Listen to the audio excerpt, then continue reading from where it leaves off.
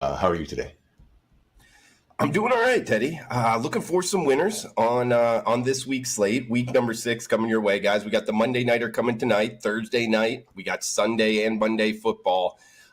New Orleans Saints, Kansas City Chiefs right at the top here, Teddy. -5 and a hook. That is the Chiefs as the home favorite. 43 and a hook being the total. Anything quickly on the Monday nighter?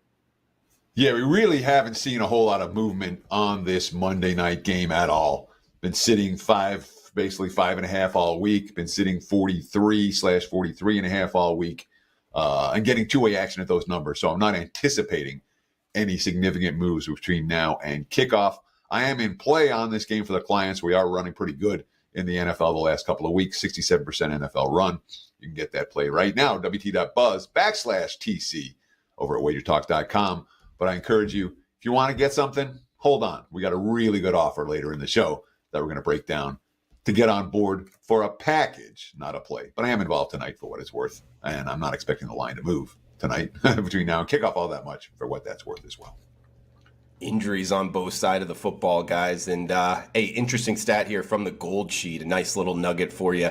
The Chiefs on a 5-16 underrun in Arrowhead. So, hey, maybe points at a premium tonight for Monday Night Football. All right, we got Thursday, October 10th, teeing it up here, guys. San Francisco and Seattle. We are seeing the 49ers -3-point road favorites.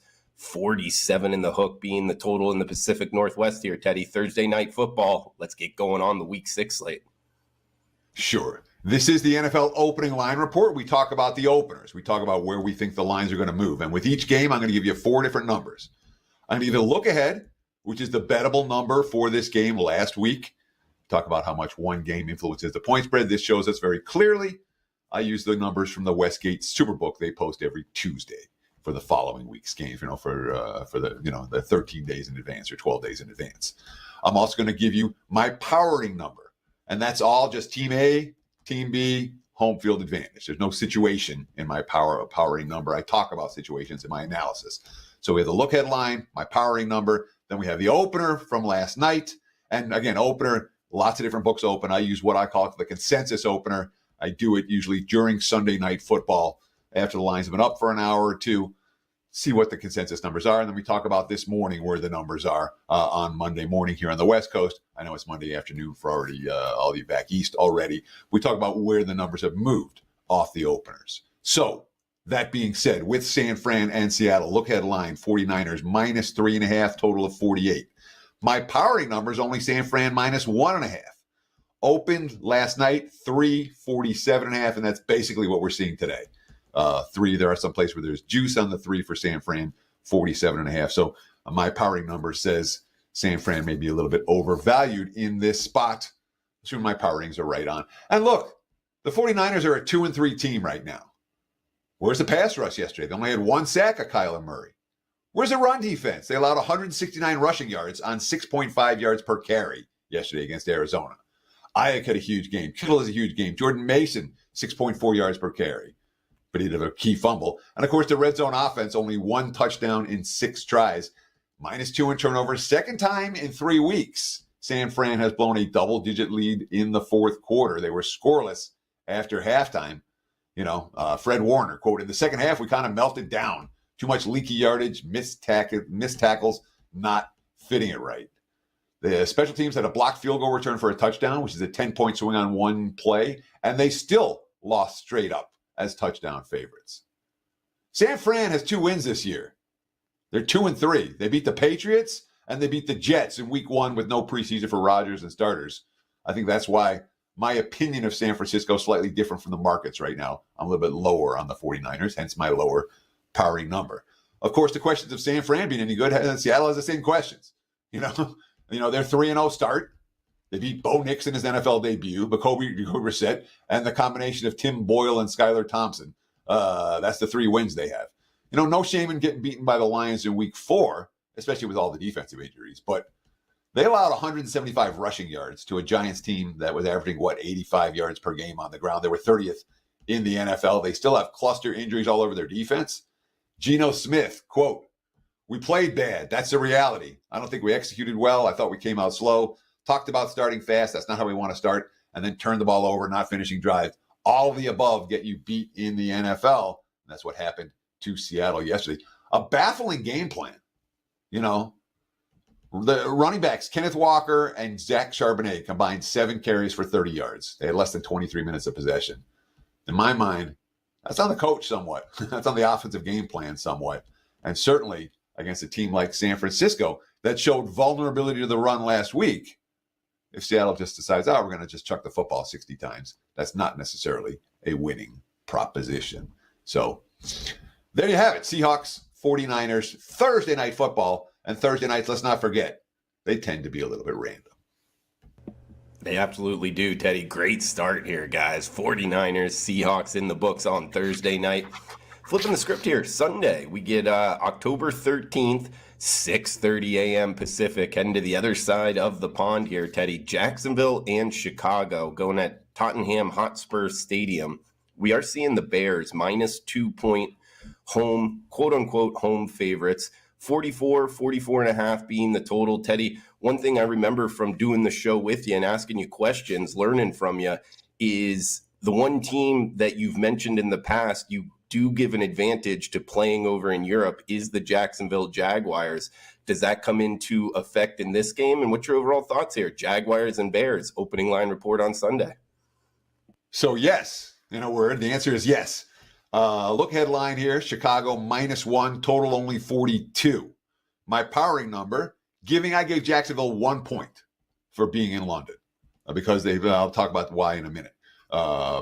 Anyhow, with me giving Jacksonville 1 point, my number was Chicago -1. The betting market's probably viewing this as a neutral site game. There was 1.5/2 last night, total of 43. We've seen a little bit of Bears money. They took out all the 1.5s and 1s. Now it's -2 pretty much across the board.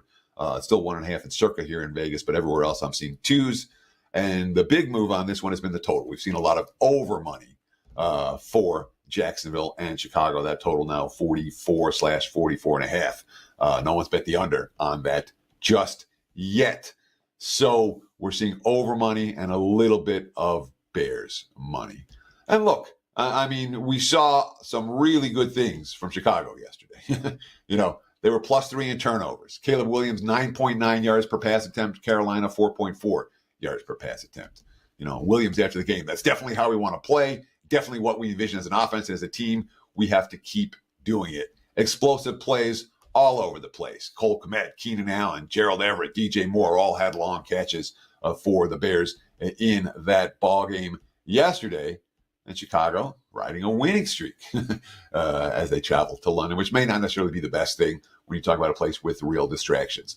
The Jags last year did not make the playoffs. They did, however, go 2-0 straight up and 2-0 against the spread in London. They beat the Falcons 23-7. They beat the Bills 25-20. They play in London every year. They probably have a little bit more of a fan base than most other teams in London. And certainly I give Jacksonville, like I said, I gave them a point for home field just because of their familiarity, because they go there and they've done this before. And certainly we haven't seen that from Chicago. And Chicago is a very young team. Let's see. They snapped a 9-game losing streak with Trevor Lawrence behind center yesterday. He hadn't won a start since last November, which also was the last time he threw for 300 yards. He threw for 371 yards and 2 touchdowns yesterday. That being said, the Colts defense was a sieve in that ballgame. They didn't get a sack. They didn't have any pass rate of 2.9%. 2.9% pressure rate. That's the lowest of his career. And of course, what happens when you have no pass rush? You get 8.7 yards per play. That's how you do that. And even with that, all right, Andy still scored 24 points in the fourth quarter without Anthony Richardson, without Jonathan Taylor, without their starting center. They still had 447 yards. They still converted 7 of 14 third downs. The Jags' defensive concerns have not been solved. That's a big part of the reason why we're seeing this over money early for Jacksonville and Chicago. That and the fact that the Bears' downfield passing game worked last week, really for the first time. No surprise here. Again, if I was going to run an emergency betting alert, over for this game certainly stands out. If you like the over, bet it sooner rather than later. Like it, Teddy, as we get to the 1 o'clock Eastern, 10 a.m. Pacific kicks up next. 265, 266 going down in rotation order. If you check out WagerTalk Live odds screen, we're going right down the list here on the NFL page. Washington and Baltimore. We are seeing the Ravens -6.5. pretty much across the board here, Teddy. 52 and a hook being the total. You called it with the Commanders and the offense last week. Does it carry over here? Washington and Baltimore. Fascinating game. Let's talk about it. Look headline here, Baltimore -7, total 49.5. My powering number is only 5.5 for the ballgame. Sorry, that's 7. That's not what it's 7.5. It was a 7. My powering number is only 5.5 on the game. Opened 6.5, 51.5 last night. We're still seeing 6.5s, and now we're up to 52.5 with the total today. So the betting markets, like we talked about in the last game, they're expecting points in bunches. The question is right now, how do the betting markets price the Washington Commanders? All right, Washington came into the season. They were expected to be one of the 5 worst teams in the league. They have not been one of the 5 worst teams in the league. They haven't been close to being one of the 5. And they're sitting in first place in the NFC East with a 4-1 record. That's the second best record in the NFC right now. How do we price Washington? Do we price Washington as a decent team, as a good team, as a mediocre team that's been getting lucky? Markets aren't quite sure. And that gives some room, in my mind, one of the reasons that October betting is unique in the NFL. Each season is a little bit different. And in October, the casual bettors, the recreational bettors, they figured out who's good and who isn't. The wise guys are still thinking about what teams were supposed to be. Washington is a class example of let's forget everything the team was supposed to be. This team's a heck of a lot better than we thought they were. And the markets is taking time to adjust. Again, 9.5 yards per pass attempt yesterday, 215 rushing yards, 6.3 yards per attempt on the ground. They had 7 sacks of Deshaun Watson. They allowed 1 of 13 on third downs. This was the biggest halftime lead they've had since 2015. They're 4-1 for the first time since 2008. Bobby Wagner, a guy who's been around the league, a guy who's been in Super Bowls, quote, "We can be a really scary team." They won their last 2 games by a combined 49 points. All right. They've already matched their win total from last year. Terry McLaurin, quote, "The vibes in here are really high." Guard Sam Cosmi, quote, "I haven't been a part of a quote good culture." He's in his 4th year with Washington. "Slowly but surely, I see it. It's really cool to see, to be a part of talking and acting on it. I'm excited about that." John Allen, who's in his 8th season here, compared to this year, compared to every other year, quote, "It's night and day." Jaden Daniels, the first player in NFL history to throw for more than 1,000 yards and rush for at least 250 in his first 5 games. This is a guy who set an NFL record for completion percentage in the first 4 games of his season as a rookie. Yeah, he threw a really ugly interception at the goal line yesterday, and it didn't matter. Still a dominant, winning performance. For Baltimore, they were on the lucky side yesterday, in a number of different ways. Cincinnati melted down a little bit. They were able to overcome a Lamar Jackson fumble in overtime on a snap that he wasn't prepared for. And it's worth noting, after the game, Jackson wasn't, "Oh, I played great, look at us," all that. He was mad at himself for that fumble. 3 times Cincinnati led by 10 points in the second half. 3 times Lamar Jackson brought Baltimore back into the games. And how about this for a stat? The Ravens have outrushed their opponents by at least 100 yards in all 5 games this season. They've outrushed their opponents by 754 yards through 5 games this year. That's hard to do. That being said, there are questions about that defense, although the kicking questions were solved a little bit yesterday. Justin Tucker, who had been just 1 of 7 on attempts of 50 yards or longer since the start of 2023, he had a pretty big 56-yarder in the 4th quarter of that ballgame, descended into extra time. So, fascinating game here. If you've been riding Washington, again, the betting markets, they're still not enamored with the Commanders. There may still be value to bet on them. That being said, this may not be the right matchup for them. And are they a team we trust to continue to win? Good game on Sunday. Drew. Great nuggets from TC there, guys. And sure enough, we have seen the push towards the over. As you just heard there, a lot of offensive statistics. Now 52 and a hook as the total there in Baltimore. Moving down the list, 10 a.m. Pacific kick here, Teddy. Arizona and Green Bay. We are seeing the Packers anywhere from -5, -5.5, 49 and a hook being the total. Cardinals at Packers from Lambeau. Yeah, look ahead line here. Green Bay -5.5, total of 51. My powering number has the Packers a full 7 in this ballgame. The markets aren't there. The markets are, as you mentioned, 5, 5.5. There's a 4.5 out there. but mostly 5.5 total in this one was 50 last night. You wake up today down to 49.5. So we've seen a tick to the under for this ball game. And look, the Cardinals defense pitched a second half shutout yesterday with 3 takeaways. They bent but didn't break. They allowed only 1 touchdown in 6 red zone opportunities. They stopped the 49ers 4 times at or inside the 10-yard line, 3 field goals and a fumble on those drives. This is a week after, you remember, that 42-14 loss to Washington, in which defense didn't stop anything. They allowed a blocked field goal and return for a touchdown, and still won the game straight up and against the spread as underdogs. Jonathan Gannon, quote, "We wanted to get it to the fourth quarter and have a chance to win the game, and that's what we did. Last week was not a good performance by us. They took that some type of way," meaning that they were, the fact that they got their butts kicked brought them out with a little bit of extra juice. Now they're coming off a win and traveling across the country, which is not necessarily an optimal sign. It's worth noting Arizona's been great on the opening possession of the game. 5 games, 5 opening drive touchdowns.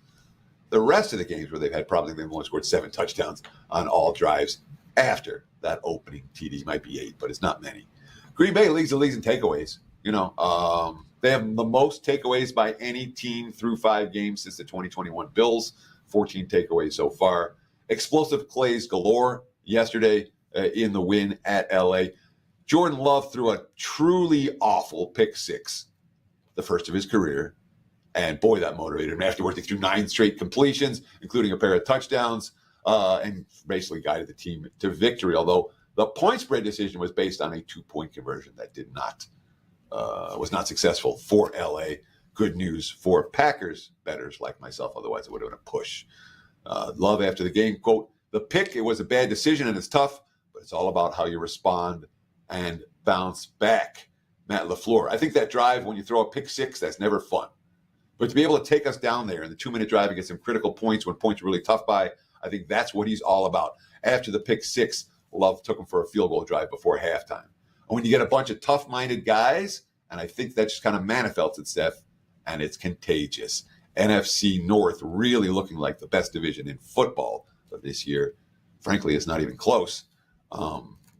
So Green Bay, relatively cheap at home against an Arizona team that's been feisty.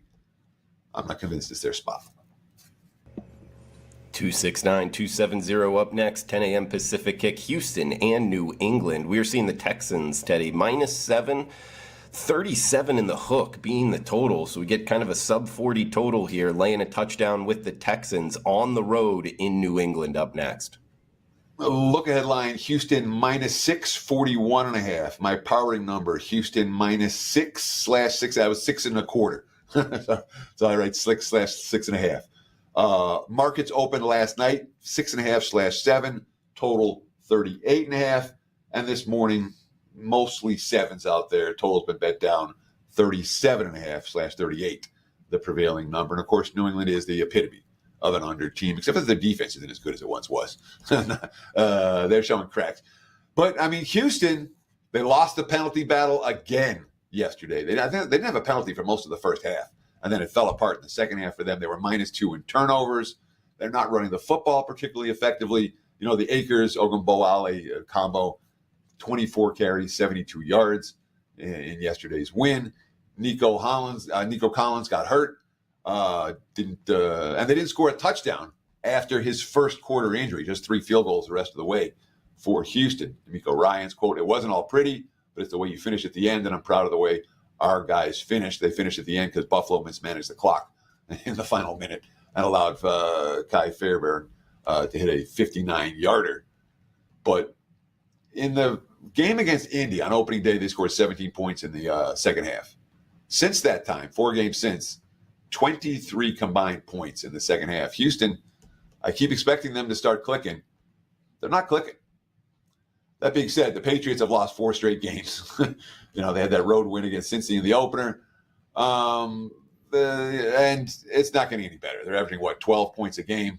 The offensive line has started 5 different OL combos in the first 5 games. The receiving core has the fewest receptions and the fewest yards of any team in the NFL. They ran for 7.9 yards per carry yesterday. They didn't score a touchdown. They allowed 41 carries for 193 yards. One of the concerns that I have about New England's defense starting to wear down. There's talking, every time New England loses, every week is, when's Drake May going to play? When's Drake May going to play? They can't put him back there behind that offensive line. Gerard Mayo. I will say Jacoby's out there trying to do what we've asked him to do from the start. He's taking some big hits, and his toughness continues to show up. Execution from the entire offense has to be better going forward. That was an ugly, ugly game yesterday against Miami. It wasn't pretty. And the fact they lost it, 12 penalties, 105 yards for no one in that contest. One would anticipate they would be more focused here. But then again, that's where they're playing at home against a beatable division rival. It's already going to be a long year in New England. And this point spread is telling us more of the same. The question is Houston good enough? And for 4 quarters, good enough to take advantage of them? Because the Texans have not been playing 4 quarters of quality football really at any point this season. Shout out to the live chat. Everybody joining us now. David, Marco, B Daddy. We got Roger in the house. A lot of guys. Titans CT, Paul Blakeney from England as well, guys. Always appreciate you guys chiming in the live chat. Also the comments below. Any questions, fire away. We might have some time at the end of the show, so feel free to fire away any questions. All is welcome as we'll move down the list here. Teddy, 271-272, Tampa Bay and New Orleans. We are seeing the Saints -2 in the hook as the home favorite, 45.5 being the total. Keep in mind here, guys, the Saints playing on Monday Night Football, so things could change, but we get Tampa Bay and New Orleans up next, TC. Yeah, Paul Blakeney from Essex, England. I don't know why I remember that, but I do. It's always stuck with me, and I appreciate many of you guys have been coming and watching the show for years and years. I've been doing this show since about 2004, I think was when I started doing the NFL opening line report. So it's been 20 years that I've done it. I appreciate all your support very much. And we appreciate the likes. We appreciate the follows. We appreciate the comments. That's all. Thank you. So look at line here. Tampa, New Orleans was New Orleans 2.5 -20, total 44.5. My powering number on the game is only 1. I've been a little bit higher on Tampa than the market so far this season. I'm not surprised that my number came a little bit low. We're looking at 2.5/45 last night, and it's basically 2.5/45.5 or 2/45.5 this morning. But that is not a mature market. As you mentioned, the Saints 2-2 heading into Monday Night Football against the Chiefs. If New Orleans wins tonight, this line's likely to be 3. So if this is a scenario, we talk about it. Well, we haven't talked about it that much this year, Drew. But this is one of those spots where if you like the Saints tonight, maybe you make 2 bets on New Orleans and bet them, but laying less than a field goal against Tampa, because it certainly feels like if New Orleans puts on a show and knocks off the undefeated Super Bowl champs, they could get some betting market support moving forward. For Tampa, worth noting, there is a hurricane coming, a significant hurricane coming. They are expected to leave town tomorrow on Tuesday for New Orleans. So they're expected to be getting out of town. It could be a proper team building experience. And also, depending on what's happening in their houses and what Tampa looks like, it could be an enormous distraction if everything's ruined in Tampa and all the players are sitting in a hotel in New Orleans all week. That could be a problem, especially when we're talking about family and friends left behind. It's also worth noting Tampa's injury report. They had 14 players on the injury report last week. Antoine Winfield, Luke Godke, Clancy, Jordan Whitehead. More guys got hurt yesterday, and this is a Tampa team. They gave up 121 yards after first contact yesterday. That's a good indicator of how we were tackling. It's the 5th most yards after first contact allowed in the game this decade. And they also allowed 122 after contact against the Broncos in that Week 3 loss. So tackling and defensive concerns for Tampa very much on display right now. They are a banged-up football team. Absolutely, Teddy, and good point with the hurricane and all those injuries as well, leaving early. That might be kind of logistics issues there. But from Tampa Bay, New Orleans, the Big Easy, we were heading up to Philadelphia for the next game. 10 a.m. Pacific kick here, just a couple left. Cleveland and Philadelphia. We are seeing the Eagles, TC, -8 in the hook or -9, depending where we're shopping. 43 or 43 in the hook being the total. Browns at Eagles. Next game up. Look ahead line here. Philly -6, total 45.5. My powering number, 8.5. The markets last night, 8.5/9, 44. What are we seeing today? Same story, 8.5/9. Total's been bet down in the 43 range. Philly, 2-2. They're off a bye. They had that last second win against New Orleans and followed it up with a bad loss against Tampa Bay. Certainly, in theory, it's supposed to be a Philadelphia spot here. But the bigger story about what's going on with this game and why this point spread went from a look-ahead line of 6 to the current number of 9. Again, one game got played, but the markets are officially crashing on Cleveland. They have a 3-game losing streak right now to the Giants, the Raiders, and the Commanders. 3 teams that you looked preseason and said, win, win, win. Instead, loss, loss, locks. Kevin Stefanski, quote, "Nobody likes where we are. I don't feel good about 1-4. It eats at you." Stefanski, again, they gained 212 total yards, and they were 1 of 13 on third downs against Washington. We're not talking about a good defense. Watson got sacked 7 times. He's been sacked a league high 26 times. He lost a fumble. He's completed 60.2% of his passes, 852 yards, and 5 touchdowns, 3 interceptions. Those aren't winning quarterback numbers. Watson, quote, "The offense is going to go as far as I go. So at the end of the day, we're not doing enough offensively. As a quarterback, you take all the pressure, you take all the heat, you take all the blame. I've got to find ways to bring everyone else along with each other, find out how we can get here on Sundays, and eliminate all the mistakes that are going to cause us to get behind the 8 ball and put ourselves in situations we don't want to be in." Stefanski, quote, "This is not a one-person issue on offense. We have the guys, we have the coaches. We will get it fixed." He also said he would not be relinquishing his play calling duties. Worth noting, Browns, 20 points or less in all 5 games this season. Last time they did that, to open a season, 1999. Been a little while there, guys, as we'll move down the list. And to Nashville, Tennessee up next. Indianapolis and Tennessee, the Titans. We are seeing the Colts, Teddy, -1 pretty much across the board. The short road favorite, 42 in a hook, 43 is popping up as the total. Indianapolis at Tennessee. Yeah, look at the line here. Indy -2, total 43.5. My powering number in this game is pick'em. The markets opened, it opened all over the place. There was Indy -1, there was Tennessee -1, there was pick'ems last night, total at 42. So today, the Colts have been largely installed as 1-point road favorites. There are exceptions to that. And total has been bet up a little bit, 42.5. Sorry, total's been bet down. It was 42 last night. The look ahead was 43.5. From the 42 last night, we've seen 42.5s this morning. So from the opener last night, we've seen some over money. Indy's defense is a problem right now. I talked earlier about how the Jags had the lowest pressure rate, or Trevor Lawrence had the lowest pressure rate he'd had in any game in his career, and responded with his first 300-yard game since last November. And he allowed 8.7 yards per play yesterday. All right. They relied on a 4-man pass rush, but they're missing 3 of their top 4 pass rushers. DeForest Buckner's out, Kwity Paye, and Tyquan Lewis. There was no pressure in that ballgame. They scored 24 points in the fourth quarter when they finally started to throw the football a little bit downfield. 447 yards, 7 of 14 third downs, positive things on the offense side of the football, and rally back from a deficit on the road, which is a positive thing. But that defense was absolutely torched. And the injury report, not necessarily pretty. Tennessee found a team they could beat in Miami on the Monday Night Football prior to the bye. They go into the bye. I don't know if fat and happy is the right word, but at least satisfied that they got the W. They're 1-3 off a Monday night win versus the Dolphins and a bye week.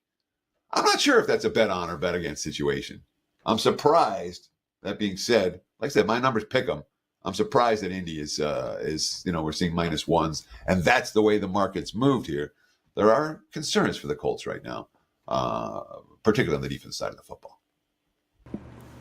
Absolutely, Teddy. We get the LA Chargers, Denver Broncos up next as we are heading to the afternoon kicks here. 1:05 p.m. Pacific kick. -3. That is the Bolts as the road favorite. 35 in the hook. There is a couple 36s out there as the total. Chargers at Broncos, a mile high.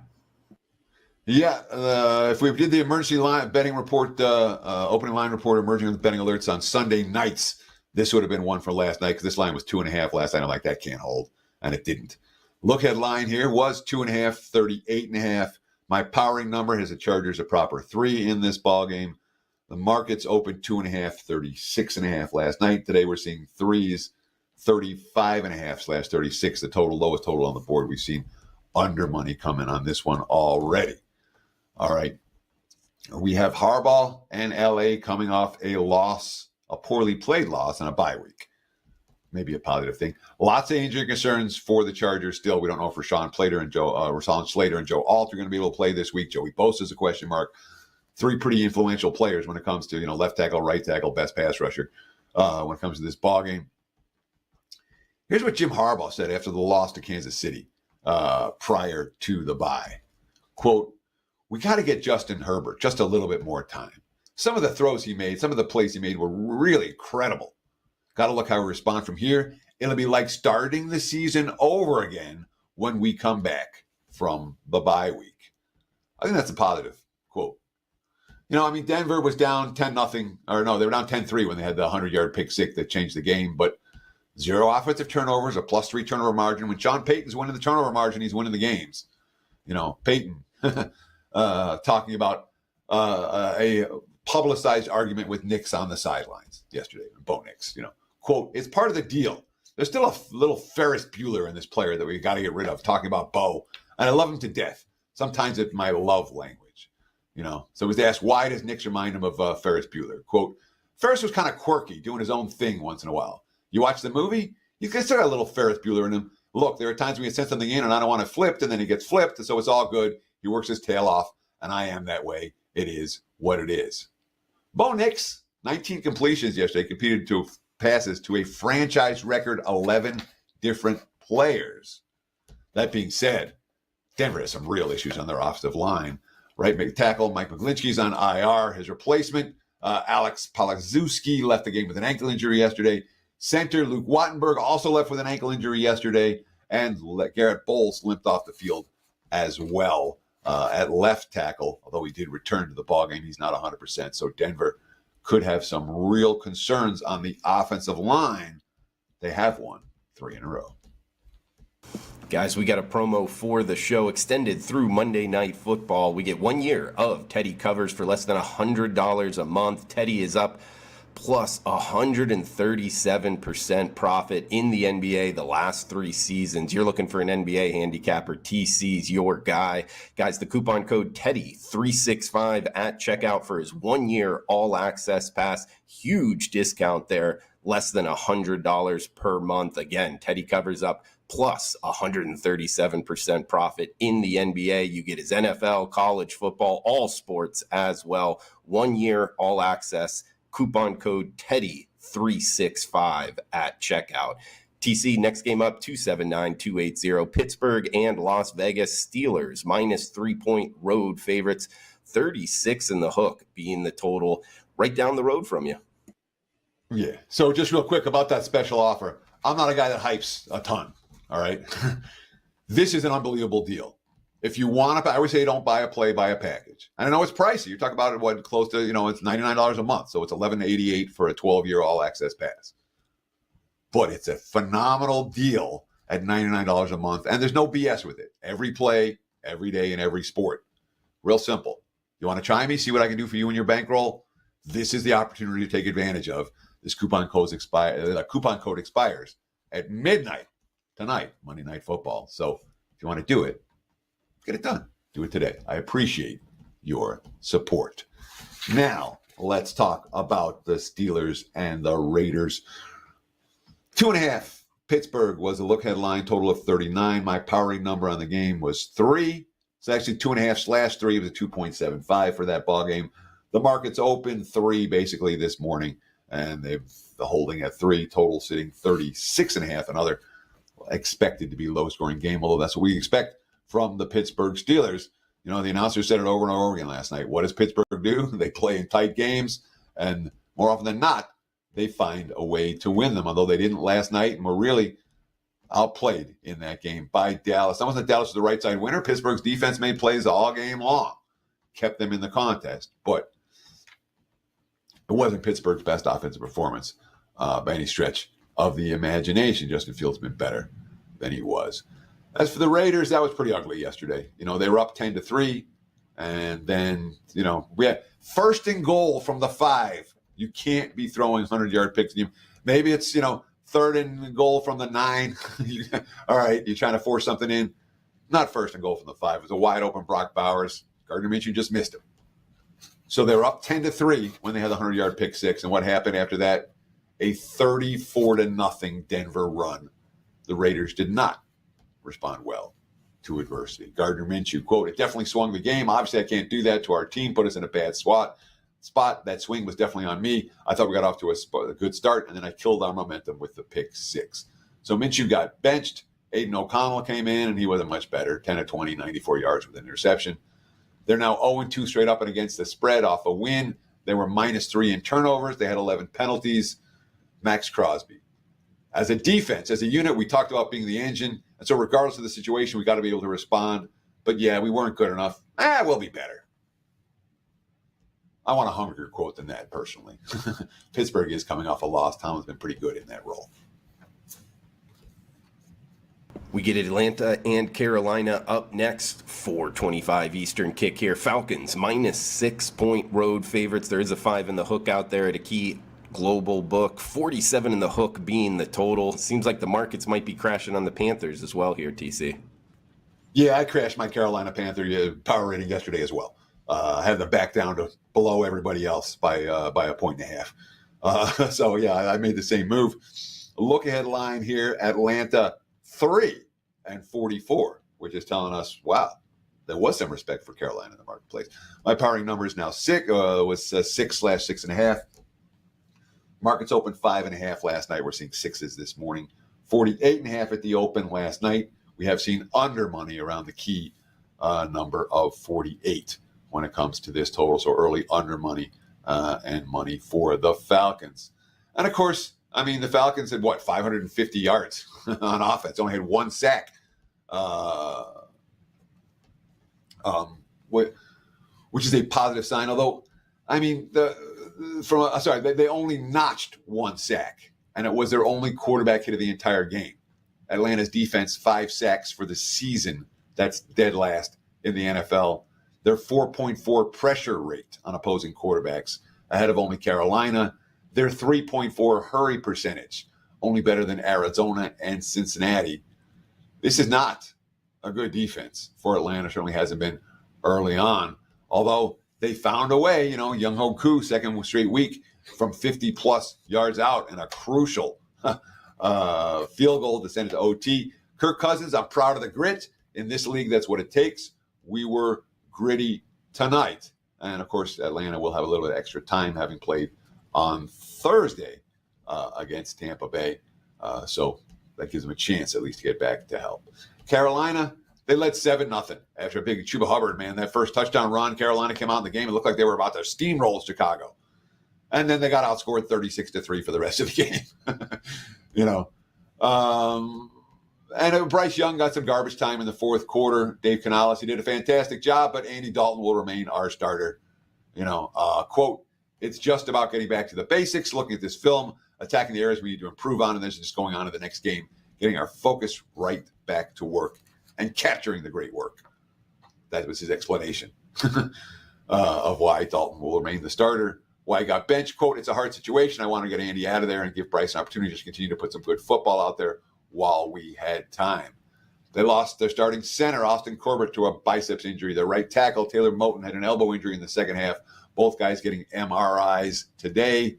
Javon Clowney got hurt in that ball game. And, of course, they're already missing 4 defensive starters already out with injuries, including Shaq Thompson and Derek Brown. Yeah, this is a team that is the worst team in the league, and the markets are saying that. There's not a lot of betting market support right now for Carolina. There has been, and the markets, and the fact that there has been the last couple of weeks, the market is saying not so much this week. Although, again, when you talk about a team with a defense like the Falcons that didn't get any pressure on anyone, laying this type of price on the road, it's a little bit of a leap of faith. We get Detroit and Dallas for the final afternoon kick here before the Sunday night football matchup. It is the Lions, -3, -3.5 as the road favorite. Kind of a split line here at TC. In the other highest total game there with Washington and Baltimore, 52.5 being the total. It's the Lions at the Cowboys. Look at line here, Detroit -3 and 51. My powering number only is the Lions -1.5 for this ball game, and I've been fairly high on Detroit and not that high on Dallas. Last night we were seeing threes, and today we're seeing threes with some juice, some 3.5s, a couple 3.5s out there. Total 52/52.5.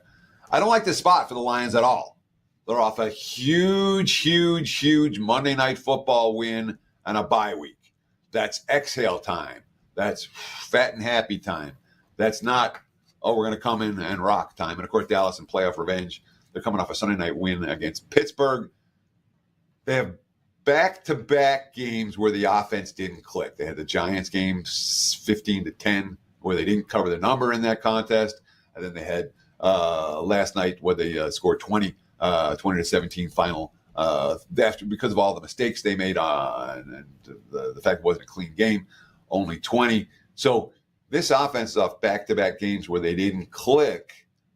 Lions had a lot of problems defensively against Seattle, and they've had some defensive issues this season. It could potentially be a spot for Dallas to get their offense back on track against a team that may not be against a team they'll be excited to play and a team that may not be as focused as you want them to be. Sunday night football up next, guys. Cincinnati Bengals, New York Giants. We are seeing it, 8:20 p.m. Eastern kick here. -3 in the hook, pretty much across the board. That is the Bengals as the road favorite. 48.5, 49 being the total in New Jersey. So look at line here. The Cincy -5.5, total 46.5. My number's only 2.5 on this game. All right. I'm powering these two teams for right now, not these two teams for what they were supposed to be. That being said, the markets disagree with my number. They put it on the other side of the 3.5 at the opener. That's where it's still sitting. 48.5 was the total last night. We have seen some over money in a couple books. There are some 49/49.5 starting to pop. So Joe Burrow got some headlines yesterday. Quote, "We're not a championship level team right now. We're not. I like to think that we'll come back and improve throughout the season to get to that point. But right now we're not, and we have to get better. I know exactly how we're 1-4. We're not making plays at the end of the game to go win it. Definitely not in disbelief. I know exactly what's happening." Jamar Chase, quote, and this quote I didn't like at all. Quote, "I think that's what's causing us to be mad for the most part." And Chase had a huge game yesterday.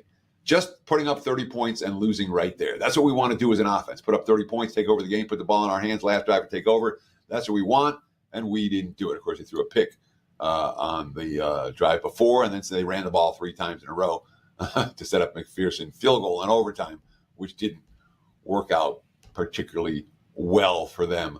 But that Chase quote has a little, I'm throwing the defense under the bus smell to it. Oh, we did our part. And when a team's 1-4 and they're not supposed to be 1-4, sometimes the fingers start to get pointing. Zach Taylor, quote, "People can write us off if they really want to. I'm not dumb enough to do that." That being said, since he's not a team I'm excited about laying a price with on the highway. So the Giants, the first drive, they march down the field, get to the 1-inch line, and then have a 102-yard fumble return touchdown. They could have easily demoralized them. They're down 7-0 already. Instead, they drove down the field and tied the game 7-7. They had no neighbors. They had no Singletary at running back. Didn't matter. Darius Slayton stepped up at wide receiver. Tyrone Tracy stepped up at running back. He had 7.2 yards per pass attempt. They only went 1 of 4 in red zone offense, and they still won the game. All right? As underdogs, 3,000 miles from home. What's going on? They had 420 total yards of offense, 37 minutes of possession. Danny Dimes. We've said since training camp how much we like our skill guys and how deep we think those positions are. You saw a lot of guys step up today, and make a lot of plays. Defense, 7 sacks in that ballgame. All of a sudden, that defensive line is a weapon. 2 weeks in a row, we saw them give Dallas all kinds of problems. They went into the game, averaging only 85 rushing yards per game, 30th in the NFL, and they ran for 175 in that one.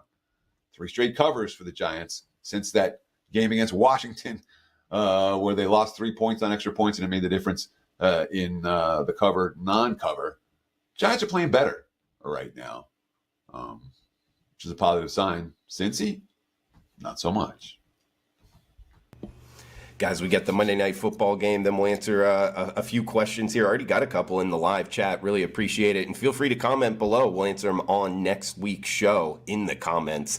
For the NFL opening line report, huge shout out to the over 100 people that commented last week. Even more so to all the likes on the show and over the, 15,000 people that watched last week's show. So let's try to get this week up more. The comments below help out the algorithm, guys. So we're going to fire away some questions here at the end. So get them in the live chat and the comments below. Teddy, last game up here for the week 6 slate, Monday, October 14th, AFC East battle here. A good one. Buffalo and the New York Jets, 41.5 being the total. We are seeing the Bills -2 and a hook as the road favorite. Well, look ahead line here. Buffalo 2, 40. What is it here? 41.5. Sorry, yeah, that's what that says, right? No, 44.5. My apologies. To Buffalo 2, 44.5 was the look ahead. My powering number of Buffalo only 1.5. The market's open 2.5 and 41.5. So a big adjustment on the total from the look ahead line, and that's exactly where we're sitting today, 2.5/41.5. Two teams, both with high expectations, both coming off losses. It's a huge game. Make no mistake about it.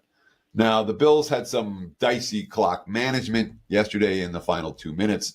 Gave Houston just enough time to kick that game-winning field goal. And Sean McDermott took all the blame for it after the game. It's on me, guys. This is my fault. Love it when coaches do that. Quote, that's on me, the end-of-game situation on offense. We need to run the clock and move the chains, and that's on me. We didn't do that there. It's my fault. That being said, they're in a game despite the fact that, Houston went 8 of 16 on third downs, 5 of 9 on third and long. Josh Allen, the lowest completion percentage in a game with at least 30 pass attempts in the last 30 seasons. 9 of 30 for 131 and 1 touchdown. They were without Khalil Shakir, and they missed him in that ballgame. And the passing game was just off from the beginning. Bills receivers, 4 catches on 18 targets in that ballgame. The worst by any team's wide receivers with a minimum of 15 targets since 2016. That was the Rams, week 16, 2016, if you want to go look. So the bottom line for Buffalo, there was lots of stuff wrong that they did, and they were still in position to win the game at the end and then botched the clock to let it get away. Certainly, Buffalo's going to remember the last time they played the Jets on Monday Night Football. That opened the season last year. The Jets won on a punt return touchdown. There are concerns about the Jets right now, 57 dropbacks. Look, Nathaniel Hackett gave up on the running game, flat out gave up against Minnesota. 14 carries, 36 yards from the running backs. 57 dropbacks for Aaron Rodgers, for your 40-year-old quarterback. 3 interceptions, 3 sacks. Alan Lazard had multiple drops. Mike Williams, a complete non-factor. He's got 10 catches for 145 yards this year. He's not been what the Jets were hoping for when they acquired him in the offseason. Rodgers after the game, quote, in a game where you lose by six points, plays the interception at the end are exponentially highlighted. The turnovers for me is definitely out of character, and I'm disappointed. But this is the Jets coming off a bad offensive game where they lost 10-9 at home to Denver. Now you travel to London, have another bad offensive game. I mean, the defense played great. They allowed only 3-point yards per play. It was Sam Darnold's worst game so far this season. They held the Vikings to 2 field goals in the second half, and they still couldn't find a way to win it. Both teams hungry. This should be a fun game on Monday night. But the early money has come for Buffalo and the under in this one. Like it, Teddy. Question time here, guys. Fire away in the live chat, in the comments below. TC, actually, we got one here. A point from Roger Long. Low total. I'll probably tease the Jets. it brings up the fact, is this a good teaser opportunity? I guess you would get through 3 and 7. Any interest in that with the sort of low total in the Jets? Yeah, in theory, it's supposed to be the right play. Absolutely. And in a year where favorites have not crashed and burned, favorites have absolutely destroyed bankrolls. If you've been laying more than 5.5, I mean, the numbers are insane so far this season. Again, yesterday, Arizona wins outright. The Giants win outright. The only games with point spreads in that range. We had 2 outright underdog wins. So it has not been a year for laying points so far. When you've been teasing the favorites down from 7 to 1, from 7.5 to 1.5, you've been getting crushed. The only thing that's working is teasing the dogs up. So absolutely, the Jets fall into teaser category. That said, if Buffalo can, they're going to stomp that team. It's a game where if the Bills have a chance to make a statement and punch in another touchdown, I think they will, and that does concern me teaser-wise. But for me, fundamental, these are the type of teams we're supposed to be looking for. The Jets are absolutely on that list. Teddy, you bring up the favorites. Yeah, absolutely. You're there in Vegas. You talk to a lot of bookmakers. I'm just piggybacking off of that thought with college football. I mean, Vanderbilt, a lot of underdogs winning outright on Saturday. This was a heck of a weekend for the books, I'm guessing, no? So not as much as you might think. It was not a great day in the books in the NFL on Sunday. It really wasn't. Because when you talk about which dogs came in, every parlay card had the Commanders over the Browns, right? Everyone had Denver. No one bet the Raiders yesterday. Jags Colts landed in the middle. The Vikings game was really bad for the house. So it wasn't like it was one of these days where everything broke right for the books. Books have done pretty well through the first month of the season, month plus of the season. But the thing that really stands out, we have to talk about the books. Depends who you cater to, man. The books that cater to wise guys versus the books that cater to the Joes, a little bit different in terms of how their early season results have gone. Coin with a trend here, 19-4-1 this year with dogs plus 5.5 or higher in the NFL. That is a comment in the live chat here from Coin. 19-4-1 ATS dogs 5.5 or higher. Teddy, good question here from Travis Johns in the live chat. Teddy, for Tampa and New Orleans, how are you factoring the major rest discrepancy with Tampa coming off the Thursday night last week and New Orleans playing this week's Monday night game? That usually we don't get that. It's a Sunday and a Monday or a Thursday and a Sunday, not necessarily Thursday and then the other team Monday. That is a huge discrepancy. It is, and it's advantage to the team that has more rest. But whatever advantage Tampa has for having more rest, there is an equal disadvantage for the fact that a giant hurricane is bearing down on all of their houses, which is something of an off-field distraction. In general, and again, are you going to quantify it? Maybe a half point worth, that's how much something like that situation, like maybe you want to make it a point. If New Orleans in a barn burner tonight, if the nice game comes down, a super intense game, it comes down to the final possession, it comes down to the final play, maybe you make it worth a point, but it's not worth more than that. Half a point / a point. And like I said, my personal power would be mitigated given the circumstances for Tampa and the hurricane that's about to hit them. Yeah, good point there, question. Teddy. Sports Avenger asking, Teddy, Drew, good day to you both. Do you guys ever look at NFL standings and team records to determine players' motivation in certain games, helping you make a bet? Thanks, Sports Avenger. I would say, Teddy, yes. However, that factor is really factored into the line a lot of the times. But sure, I have a look at it. What about you, DC? Half the time, I don't even know what the team's freaking records are. I don't. You're an NFL player, all right? There are going to be a handful of times where the juice is a little bit higher. There's going to be a handful of times where the juice is a little bit lower. Most of the games, let's just call it a factor of a 0, and there's going to be 2 or 3 games where you're at a 1, and then 2 or 3 games where you're at a -1, but the majority of games are going to be at normal in terms of motivation. You do look for those spots where a team's but oftentimes a team that starts out flat, they don't necessarily end up flat by the fourth quarter, So the motivational issues for pro athletes, it's not like college. There are sandwich spots, there are flat spots. Look at Seattle yesterday. Classic example. But It's in college you find more, ain't nobody betting Vandy this week, for example. Whereas in the NFL, it's not quite as cut and dry. Yeah, I saw that Vanderbilt line already pop up.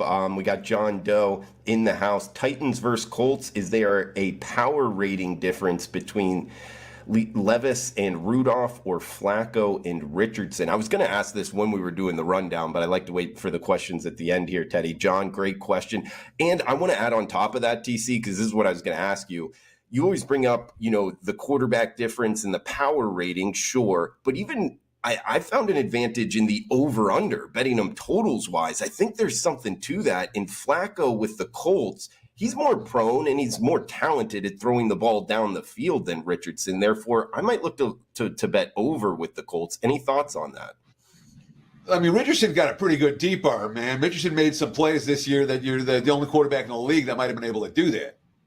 Think back to that Texans game week 1, what Richardson was doing, okay? So when you have one quarterback that's going to dink and dunk and one quarterback that's going to take shots, that's a positive.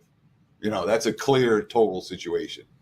But in particular, Rudolph versus Levis for Tennessee, my powering adjustment for that, we're pretty close to a 0. What was the other one that he was asking? Richardson versus Flacco, that's pretty close to a 0 as well. Richardson might be a half point better than Flacco, but in terms of actual, this is not a Dolphins without Tua scenario. Okay, these are quarterbacks where the backups are likely to be every bit as good as the starter. The backups have experience as NFL starting quarterbacks, which is something that Tim Boyle or Skylar Thompson or whoever else that Miami's trotting out there. Now, I guess Huntley started a couple, but he's never been the guy like Flacco has been, for example, or Rudolph has been in Pittsburgh. So anyhow, from a power rating standpoint, pretty close to 0 for both of those QB adjustments. Last question here, Teddy. Opening line report, the pre-OLR for next week. Dolphins off of a bye. You mentioned Huntley there. And do you put any credence into your handicapping a newer quarterback off of a bye week might actually be a bet on? I haven't seen anything that I liked out of Miami for the last month. Yesterday's win your eyeballs are bleeding if you watch that game, and I did. So, yes, in theory, Huntley's supposed to be better off the bye. I'm not convinced Miami's problems are solved. Fair enough, TC. Guys, remember the coupon code there. We got under $100 a month for Teddy covers. You get the whole calendar year here, guys. NFL, college football, NBA, which Teddy has been killing. 137% profit over the last 3 years. Coupon code Teddy365 at checkout. Get you at less than $100 a month. Teddy, throw it over to you. Any final thoughts before we shut this down? Yeah, it's worth noting. The first half of that first NBA season, I lost a bunch. If you're talking from about the All-Star break, the last 2.5 years in the NBA, I'm up more than 200%. So for what it's worth, I expect to win money for you. It's a great opportunity. If you want to get on board, Teddy365 at checkout. Take advantage of that offer today. It expires after Monday Night Football tonight. Thanks so much for watching, guys. We appreciate the likes, the comments, the follows. I get in there every week. I try to do it at least twice to answer as many comments as I can. So if you got something to say it. Appreciate all your support, guys. Thank you. I get the comments are very flattering. Very flattering. Appreciate it. Have a great day. And some good nuggets down there in the comments a lot of times, guys. I'll be in there chiming in as well. Comment below, smash that like button. Huge shout out to Teddy Covers getting us ready for the week. We'll be back next Monday, 10 a.m. Pacific time. Come back and join us for Teddy Covers. I'm Drew Martin. Thanks for tuning in. Enjoy your week.